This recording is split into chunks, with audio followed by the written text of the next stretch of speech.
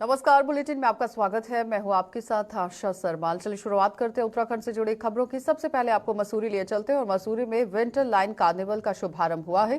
Cabinet मंत्री गणेश जोशी और one मंत्री सुबोध उनियाल ने गांधी चौक पर यहां विधिवत उद्घाटन किया है। इससे पहले सर्वे चौक से यहां शोभा यात्रा घंटाघर माल रोड होते हुए गांधी चौक पहुंची थी और इस दौरान पूरे शहर में शोभा यात्रा का जगह जगह पर स्वागत किया गया। पर्यटकों ने भी इसका जमकर आनंद लिया है और जिला प्रशासन द्वारा विंटर लाइन कार्निवल के दौरान विभिन्न सांस्कृतिक कार्यक्रम आयोजित किए गए, जिसमें उत्तराखंड के नामवर कलाकार और स्थानीय कलाकारों द्वारा प्रस्तुतियां दी गई। इस मौके पर मुख्य अतिथि के रूप में मौजूद वन मंत्री सुबोध उनियाल ने कहा कि विंटर कार्निवल का पर्यटन से काफी तरीके से आप देखिए जुड़ाव है। पर्यटक आनंद ले रहे हैं और आने वाले समय में विंटर लाइन करने वाले यहाँ पर पर्यटक के जो क्षेत्र है वो यहाँ पर मिलकर किस तरह से काम करेंगे, यानी कि ये पूरा क्षेत्र मील का पत्थर का काम करेगा।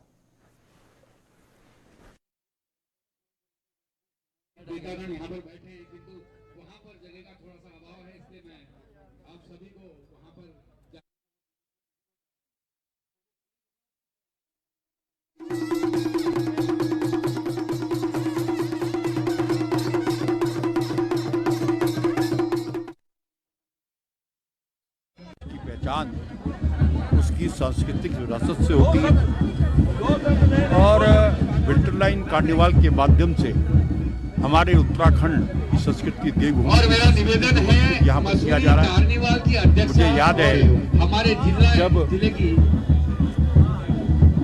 आपदा आई थी 2013 में, तो एक संदेश चला गया था कि आपदा पूरे उत्तराखंड में टूरिस्ट आ नहीं रही था।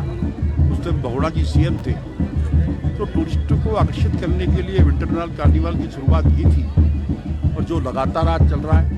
आज पूरे प्रदेश की झांकी यहाँ पर दिखाई गई, चाहे दूरस्थ से चमोली हो, मुंशियारी हो, उत्तरागढ़ हो, जौनसार हो, हर क्षेत्र के कलाकार यहाँ पर थे और जो पर्यटक यहाँ पर आएंगे तो इस संस्कृति का आनंद लेंगे। और इस प्रकार के आयोजन के माध्यम से जहाँ संस्कृति का आदान प्रदान होता है, टूरिज्म को भी बढ़ावा मिलता है।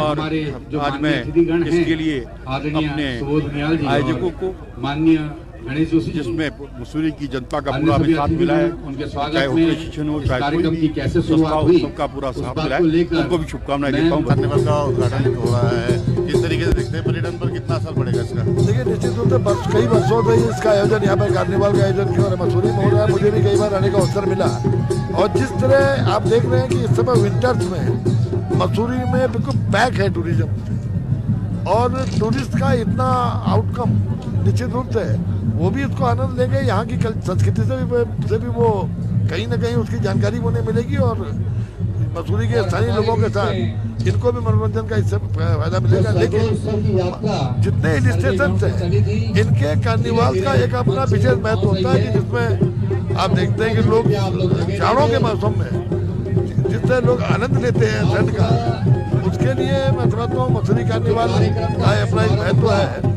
और विभिन्न राज्य के विभिन्न क्षेत्रों की संस्कृति के साथ साथ देश विदेश दुनिया की संस्कृति से जब यहाँ पे लोग अवगत होंगे तो कहीं ना कहीं टूरिस्ट का मनोरंजन भी होगा। और मैं समझता हूँ मसूरी के पर्वतों की रानी के कंसेप्ट में और बड़ा इससे कार्निवल का शुभारंभ हो रहा है, किस तरीके के कार्यक्रम आयोजित किए गए हैं आज और जनता जो यहाँ के जो पर्यटक आएंगे किस तरीके का संदेश दिया जाए?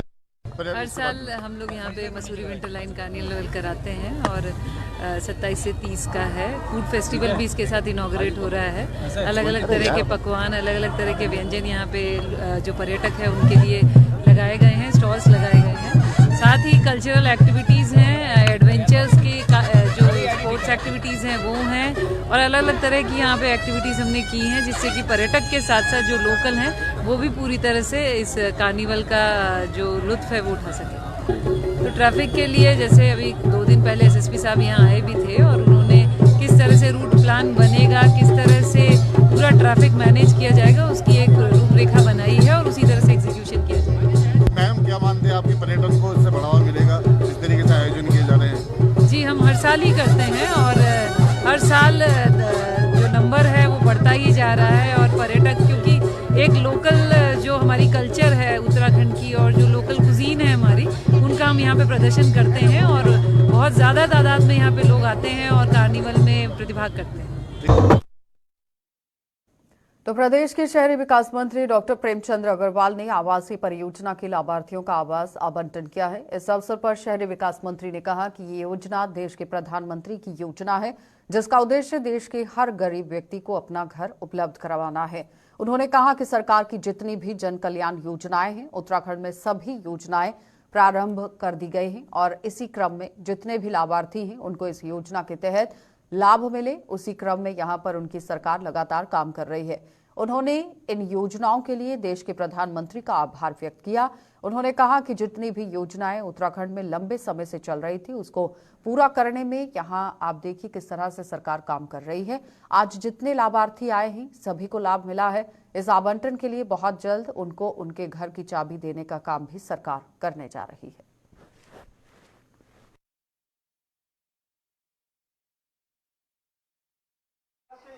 आवास विकास विभाग के माध्यम से 20 योजनाओं में काम चल रहा था। 15 योजनाओं के लिए पहले मैं इस प्रकार के प्रपत्र जारी कर चुका हूं।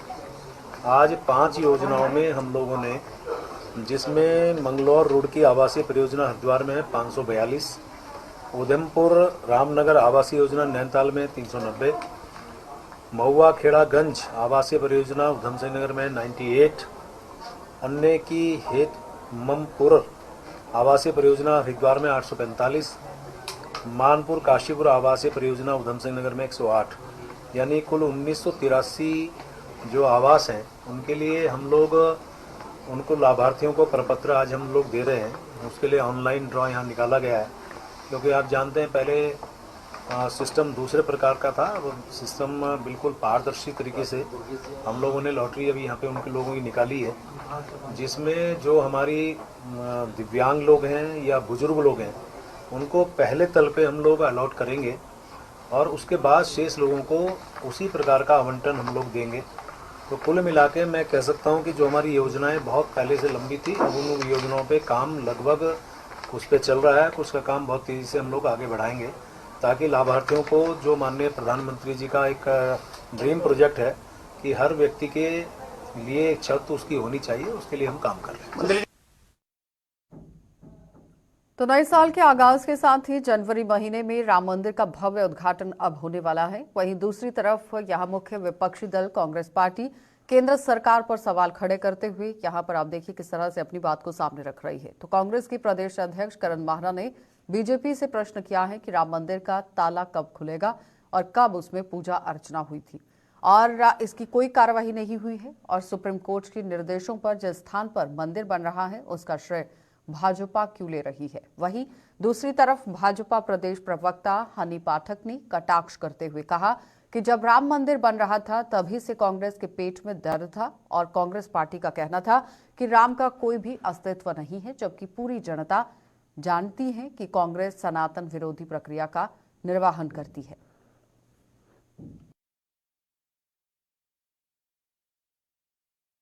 हम बीजेपी से प्रश्न कर रहे हैं कि आखिर ताला कब खुला, पूजा कब शुरू हुई, उसका जवाब दे। अपने टाइम में इन्होंने क्यों नहीं किया। दूसरा, कोर्ट के निर्देशों पर आज वहां मंदिर बन रहा है, उसका श्रेय बीजेपी क्यों ले रही है। तीसरा, जो इन्होंने अरबों खरबों रुपया लोगों से चंदा किया राम मंदिर के नाम पे, उसका सदुपयोग या दुरुपयोग क्या हो रहा, उसका श्वेत पत्र तो जारी करे, क्योंकि मेरी जानकारी में काम तो सरकारी धन से हो रहा है, पैसा सरकारी लग रहा है। तो जो जनता से पैसा लिया गया वो कहाँ लगा है। पहले रामशिला में भी ये लोग पैसे ले गए और फिर उसके बाद राम मंदिर के नाम से भी इन्होंने चंदा किया है। आखिर वो चंदा कौन खा रहा है। लोगों को समझा पाएंगे अपनी बात? निश्चित ही लोग समझेंगे। आज तोगड़िया के बारे में लोग बात कर रहे हैं। आज राम मंदिर के जो संस्थापक थे, आज इन्होंने मुरली मनोहर जोशी और आडवाणी जी को वहां आने से रोक दिया है किसी न किसी बहाने से। तो ये सारी चीजें लोग समझ रहे हैं और ये वन मैन शो चल रहा है और इसको जनता समझ रही है।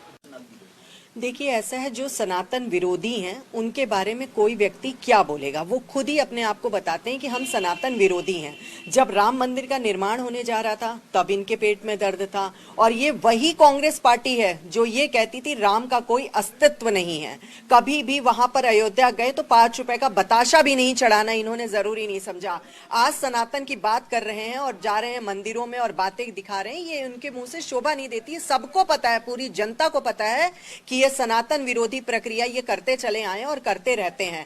आज इनको रोना आ रहा है कि इनको श्वेत पत्र जारी करना चाहिए, वो जारी करना चाहिए, ये जारी करना चाहिए। तो पहले अपने घर में देखिए कि कितने ज्यादा पैसे जमा है, उसके श्वेत पत्र जमा करें और उसके बाद बात करें तो ठीक लगेगा। जीप घोटाला ले लीजिए, चाहे स्टैम्प घोटाला ले लीजिए, पता नहीं कितने अनेकों घोटाले हैं, उसको देखें और उसके बाद उसका श्वेत पत्र जारी करें, उसके बाद बात करें तो शोभा देता है। तो सनातन संस्कृति के विरुद्ध जो ये चलते हैं, ये सनातन प्रक्रिया को तभी अपनाते हैं जब कोई भी चुनाव नजदीक होता है, तब ये मंदिर में पटका भी पहने नजर आते हैं, तिलक भी लगाते नजर आते हैं, घंटियां भी बजाते नजर आते हैं। तो ये परिवेश को देखते हुए और चुनावी माहौल को देखते हुए मंदिरों में जाते हैं, तभी जो इनके हाथ के पंजे का निशान है, जनता ने इनसे हाथ ही जोड़ लिया कि माफ करो भाई। तो राज्य को डस्टबिन फ्री और 100% डोर टू डोर कूड़ा उठाने को लेकर मुख्य सचिव SS संधू ने निर्देश जारी कर दिए हैं। मुख्य सचिव के निर्देश के बाद नगर निगम देहरादून ने भी तैयारियां शुरू कर दी हैं और इस उद्देश्य को पूरा करने के लिए एक्शन प्लान भी तैयार कर दिया गया है।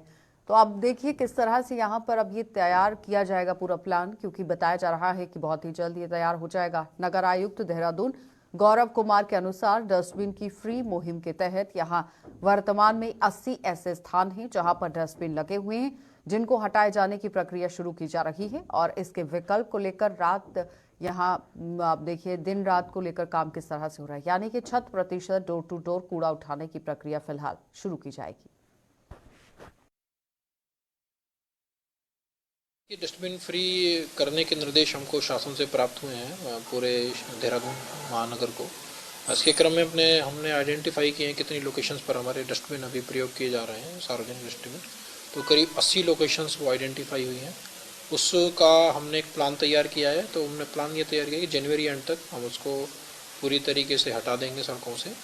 और अभी इसमें से कार्रवाई कुछ प्रारंभ हो गई है। 4 या 5 डस्टबिन हमने पिछले 2-3 दिन में हमने हटा दिए हैं और उन स्थानों पर हम ये इंश्योर कर रहे हैं अभी कि बिहेवियर चेंज एस्पेक्ट के द्वारा या इंसेंटिवाइज करने के द्वारा लोगों के द्वारा वहाँ पर कूड़ा ना फेंका जाए, इसका हम पूरा प्रयास करें। नगर निगम की भूमि पर पिछले कई सालों से भूमाफिया अतिक्रमण कर रहा है और आपको बताते चलें कि शहर से लेकर ग्रामीण क्षेत्रों तक बड़े पैमाने पर अतिक्रमण और अवैध निर्माण किए जा रहे हैं। तो ऐसे में अब नगर निगम ने 100 वार्डों में कब्जे और खाली जमीन पर पड़े एक योजना बनाते हुए यहां पर कार्रवाई करना शुरू कर दी है, यानी कि जो जमीन खाली पड़ी हुई है उस पर भी कार्रवाई शुरू कर दी है, जिसके तहत नगर निगम ने खाली पड़ी हुई भूमि के चारों ओर 4 दीवारी बनाने का निर्णय ले लिया है और इसके लिए सभी 100 वार्डों में सरकारी भूमि का सीमांकन किया गया है। और नगर आयुक्त ने बताया कि नगर निगम क्षेत्र की संपूर्ण भूमि का सीमांकन कर 4 दीवारी निर्माण का एस्टीमेट बनाने के निर्देश फिलहाल दे दिए गए हैं।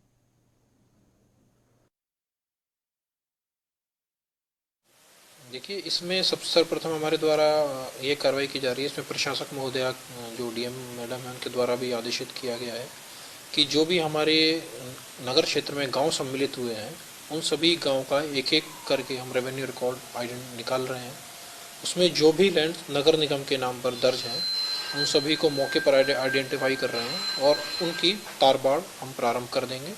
इसी तरीके से हम सभी क्षेत्र में सभी जो नए गांव जुड़े हैं और जो हमारा पुराना शहर है उसमें एक एक करके सभी लैंड्स को हम अपने नगर निगम कब्जे में लेंगे। जो लैंड्स एनक्रोच हो गई हैं पहले से, वहाँ से एनक्रोचमेंट हटाने का जो भी विधिक कार्रवाई है प्रॉपर सुसंगत धाराओं के अंतर्गत वो भी हम प्रारंभ कर रहे हैं। तो लक्सर में अवैध खनन चरम सीमा पर है। खनन माफिया बेवकूफ होकर यहाँ पर आप देखिए, ये बेवकूफ नहीं, ये बेखौफ की बात हो रही है। अवैध खनन कर यहाँ आप देखिए किस तरह से चांदी कूट रहे हैं और प्रशासन व खनन विभाग मूक दर्शक बनकर तमाशा देख रहे हैं। खबर को दुरुस्त कर अगर आपको बताएं तो खनन माफिया लगातार सक्रिय मोड पर है और प्रशासन के नाक तले लगातार वो काम कर रहा है। लोगों का आरोप है कि लक्सर क्षेत्र में अवैध खनन यहाँ पर किस तरह से किया जा रहा है, जो कि सरकारी तंत्र पर भी पस्ती में किस तरह से देखा गया है, यानी कि सरकारी तंत्र पर भी सवालिया निशान जरूर उठ रहे हैं कि किस तरह से अवैध खनन जो है वो यहाँ पर हो रहा है। यही वजह है कि शिकायत के बावजूद भी कार्रवाई नहीं होती और बीती रात लक्सर की पुरवाला गांव में खनन माफियाओं ने किसानों के खेत खोद डाले हैं और परेशान किसानों ने लक्सर उप जिलाधिकारी को शिकायती पत्र देकर खनन माफिया के खिलाफ कार्रवाई करने की मांग कर दी, लेकिन फिलहाल अभी तक कोई कार्रवाई नहीं की गई है। अभी देखना ही होगा कि जो आज यहाँ पर शिकायत की गई है उस पर क्या कुछ संज्ञान लिया जाएगा, क्योंकि सरकारी तंत्र के नाक तले ये पूरा काम हो रहा है।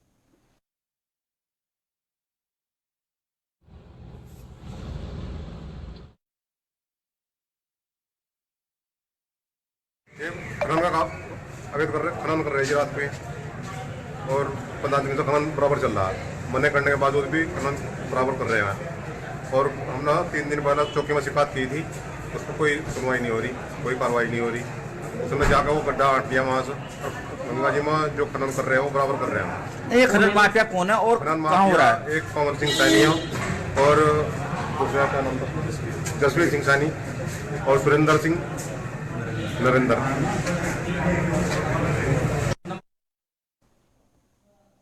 हल्द्वानी में गौला खनन कारोबारियों ने यहां मुख्यमंत्री पुष्कर सिंह धामी के कार्यक्रम का विरोध कर दिया है और खनन कारोबारियों ने मुख्यमंत्री को काले झंडे दिखाना शुरू कर दिया है। आपको बताते चलें कि पुलिस प्रशासन ने उन्हें कार्यक्रम स्थल से पहले ही रोक लिया और इस दौरान यहां खनन कारोबारियों की पुलिस से तीखी नोकझोंक भी हुई। खनन को लेकर निजीकरण और फिटनेस सेंटर को यहां निजी हाथों में देने का विरोध करते हुए उन्होंने जमकर प्रदर्शन करते हुए सरकार के खिलाफ नारेबाजी की और खनन कारोबारियों को रोकने के लिए पुलिस प्रशासन के हाथ पांव फूल गए।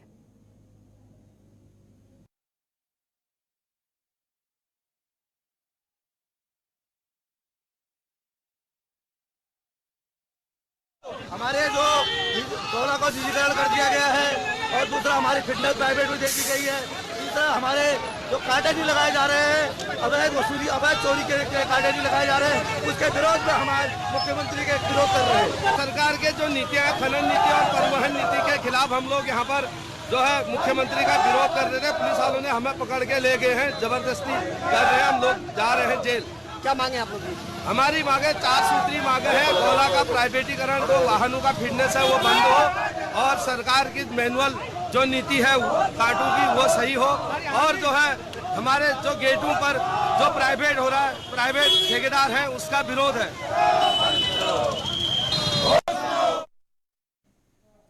विश्व प्रसिद्ध जिम कॉर्बेट नेशनल पार्क में यहां 31 और नए साल के जश्न को लेकर कॉर्बेट पार्क के अंदर यहां किस तरह से आप देखिए अलर्ट जारी कर दिया गया है। कॉर्बेट प्रशासन ने यह अलर्ट जारी कर दिया, जिस क्रम में वनकर्मियों की छुट्टियां रद्द कर दी गई हैं और साथ ही कॉर्बेट पार्क की दक्षिणी सीमा पर सुरक्षा बढ़ाते हुए लगातार सर्विलांस सिस्टम से भी नजर रखी जा रही है।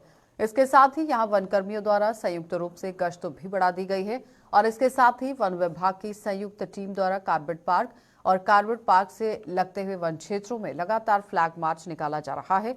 वनों और वन्य जीवों को किस तरह से सुरक्षा मुहैया करानी है, इस पर भी काम हो रहा है और वन्य जीवों की सुरक्षा के चलते वनकर्मियों की छुट्टियां फिलहाल रद्द कर दी गई हैं और वनकर्मियों द्वारा हाथी की यहां माध्यम से वे पैदल गश्त की जा रही है और साथ ही यूपी से लगती सीमा पर लगातार नजर रखी जा रही है। ये भी बताते चले कि कॉर्बेट टाइगर रिजर्व में ही यहां नए साल और 31 के जश्न के दौरान शिकारियों और कई कुख्यात गिरोहों की अति संवेदनशील दक्षिण क्षेत्र से आने की संभावना आशंका ज्यादा रहती है, तो ऐसे में कॉर्बेट प्रशासन ने रेड अलर्ट जारी कर दिया है।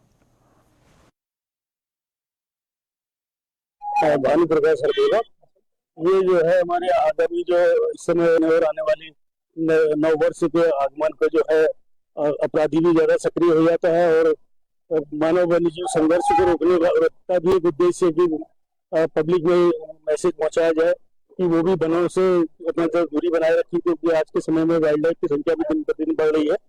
इन सब चीजों को मद्देनजर रखते हुए ये हमारा आज का जो अंतर प्रभागीय फ्लैग मार्च है, इसमें कॉर्बेट टाइगर रिजर्व और रामनगर वन प्रभाग की कोसी रेंज से संयुक्त फ्लैग मार्च सामलदेव बवलिया से गर्जिया तक क्या रखा गया है। तो भारतीय किसान यूनियन वेलफेयर फाउंडेशन व कांग्रेस के कार्यकर्ताओं ने रेलवे विभाग पर लोको कॉलोनी के ही लोगों का यहां पर रास्ता बंद करने का आरोप लगाते हुए तहसील मुख्यालय पर हंगामा कर दिया है। इस बाबत भारतीय किसान यूनियन वेलफेयर फाउंडेशन और कांग्रेस ने यहां एसडीएम गोपाल सिंह चौहान को ज्ञापन सौंपकर कार्रवाई करने की मांग कर दी है। इन लोगों का आरोप था कि लोको मोहल्ले में रेलवे की भूमि खाली पड़ी हुई है और रेलवे द्वारा अपने ठेकेदार से उक्त भूमि पर 8 फीट ऊंची दीवार का निर्माण करवाया जा रहा है, लेकिन उक्त मोहल्ले में कुछ रिटायर्ड रेलवे कर्मचारी और अन्य मोहल्ले के लोगों का जो रास्ता है वो काफी तरीके से बाधित हो रहा है, परेशानी उन्हें हो रही है। तो दीवार से काफी परेशानी जब उन्हें हो जाएगी, आप देखिए आवाजाही को लेकर किस तरह से वहां पर घमासान हो सकता है, दिक्कतें काफी तरीके से उठानी पड़ सकती हैं। इनका कहना था कि कानूनी तौर पर भी किसी व्यक्ति या किसी मोहल्ले का आवागमन या कोई रास्ता जो है वो बंद नहीं किया जा सकता है, लेकिन रेल विभाग व ठेकेदार मनमानी कर रहा है। लगभग 100 परिवार इस निर्माण के बाद बड़े पीड़ित हो जाने वाले हैं। उनका मौलिक अधिकार छीन जाएगा, उनके घर पे जाने का रास्ता, उनकी हवा पानी, उनके घर का वेस्टेज, पानी नाली सब बंद होने की संभावना है। इसलिए लोगों को ये पीड़ा ना भुगतनी पड़े। माननीय एसडीएम के माध्यम से सरकार को, रेल मंत्रालय को ज्ञापन दिया है और यदि इस पर उचित कार्रवाई नहीं कर पाते हैं 1 सप्ताह के अंदर तो जनता इकट्ठा होकर वो निर्माण भी तोड़ेगी। फिर चाहे मुकदमा हो या कुछ भी हो, हम सब जनता के हित में झेलने के लिए तैयार खड़े हैं। नंबर 6 में रेलवे कॉलोनी का एक प्लाट है 15 बीघे का। उस प्लाट के बीचों बीच एक शिवजी का मंदिर बना हुआ है और उस प्लाट के चारों तरफ रेल की लोहे की बाउंड्री हो रखी है। अब एक ठेकेदार जो अपना नाम नहीं बता रहा है, पता नहीं बता रहा है, रात दिन 8 फुट हाइट की 9 इंची ऊंचाई 9 इंची चिनाई में 8 फुट हाइट के ईंट की दीवार बना रहा है। अरे भाई तू कौन है, कहां से आया है, कोई सुनवाई नहीं है। कई घर ऐसे हैं जिनका आने जाने का कोई रास्ता है ही नहीं सिवाय उस प्लाट के अलावा, उसको भी बंद कर रहे हैं। कई रेल के ड्राइवर हैं अवकाश प्राप्त जो बीमार हैं, खास करके हार्ट के पेशेंट हैं, उनके रास्ते बंद हो रहे हैं और 8 फुट हाइट की दीवार बनने से हवा पानी सब बंद हो जाएगा। जो नालियों का पानी है वो भी बंद कर रहा है, सुन नहीं रहा है। आज हमने ये ज्ञापन पत्र किसान यूनियन के महासचिव अजय वर्मा जी के नेतृत्व में एसडीएम साहब को दिया है, जिसमें हमने अनुरोध किया है एसडीएम साहब से 1 सप्ताह के अंदर अंदर ये निर्माण कार्य रुकवा करके लोगों के रास्ते की व्यवस्था करवाएं, अन्यथा 1 सप्ताह बाद खुद पीड़ित लोग इस दीवार को गिरा देंगे, धरना प्रदर्शन करेंगे, जिसकी जिम्मेवारी प्रशासन की होगी। भी भेजा था और आज भी मैंने पटवारी जी को बता दिया है क्योंकि एक शिकायत भी आई, ज्ञापन भी आया है मेरे पास। और जो रेलवे के जो टेक्निकल लोग हैं उनको मैंने बुलाया है, मैं तो उसका निरीक्षण करूंगा। और अगर इनका वाकई में रास्ते बंद हो रहे होंगे, अगर इनका जो इमरजेंसी रूट होगा, चाहे वो एम्बुलेंस वाला हो या आने जाने का कोई रास्ता हो, तो उसके संबंध में वार्ता करेंगे और किसी का रास्ता बंद नहीं होने देंगे। रुड़की के पनियाला रोड स्थित भाजपा पार्षद के छोटे भाई को 3 बदमाशों द्वारा गोली मारकर हत्या कर दी गई। हत्या उस समय की गई जब पार्षद का भाई अपने ऑफिस में बैठा हुआ था और इस घटना की सूचना मिलने के बाद पुलिस मौके पर पहुंची है और घटना की जांच शुरू कर दी गई। मृतक की पहचान 40 वर्षीय जोगेंद्र पुत्र जगपाल के रूप में की गई। जोगेंद्र प्रॉपर्टी का कार्यकर्ता था। एसएसपी हरिद्वार प्रेमचंद सिंह डोभाल ने ये बता दिया है। ये प्रमेंद्र सिंह डोभाल हैं जिन्होंने पूरी बात सामने रखी है। दीवार फांदकर कार्यालय में घुसे हैं ये तीनों बदमाश और जोगेंद्र नामक व्यक्ति पर ताबड़तोड़ गोलियां शुरू कर दी गई, जिसकी वजह से उनकी हत्या होगी। जल्द ही घटना का खुलासा भी पुलिस की तरफ से कर दिया जाएगा।